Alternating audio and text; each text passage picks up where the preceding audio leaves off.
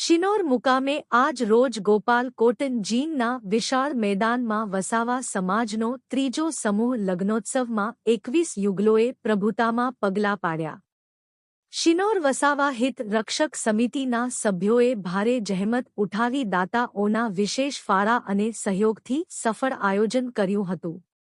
નવ દંપતીને સાધુ સંતો તેમજ સમાજના આગેવાનો ઉપસ્થિત રહી આશીર્વચન આપ્યા હતા।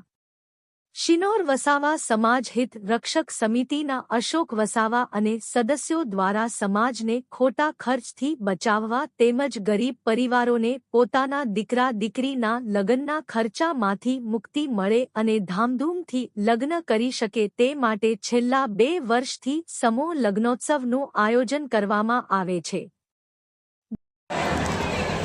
આજે 19 એપ્રિલ 2026ના રોજ શિનોર આદિવાસી હિત સંગઠન દ્વારા અને એમના ઉપક્રમે બીજા સમૂહ લગ્ન મહોત્સવનું આયોજન થયું અને આ તકે સુંદર અને સરસ મજાનું જે આયોજન કર્યું, સતત બીજા વર્ષે સફળતાપૂર્વક આ સમૂહ લગ્નનું કાર્ય પાર પડ્યું છે। તો સૌથી પહેલાં તો આદિવાસી હિત સંગઠનની ટીમના પ્રમુખ અશોકભાઈ, શૈલેષભાઈ, રોબિનભાઈ, જયદીપભાઈ, સનાભાઈ અને જે સમગ્ર ટીમ છે એ લોકોએ ભારે જહેમત કરીને આ કાર્યક્રમને સફળ બનાવ્યો છે, એમને અભિનંદન પાઠવું છું।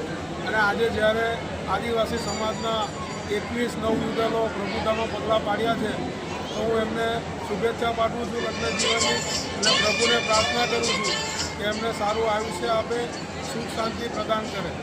આ તકે ફરી હું આદિવાસી સમાજનું જે સમૂહ લગ્ન છે એ આદિવાસી સંસ્કૃતિ અને આદિવાસીના રીત રિવાજો પ્રમાણે સંપૂર્ણ થયું છે। આ સમૂહ લગ્ન કરવાથી સાદગી, સમાનતા અને સહકારની જે ભાવના આદિવાસી સમાજમાં પ્રજ્વલિત થઈ છે, આ તકે હું સર્વેને અભિનંદન પાઠવું છું।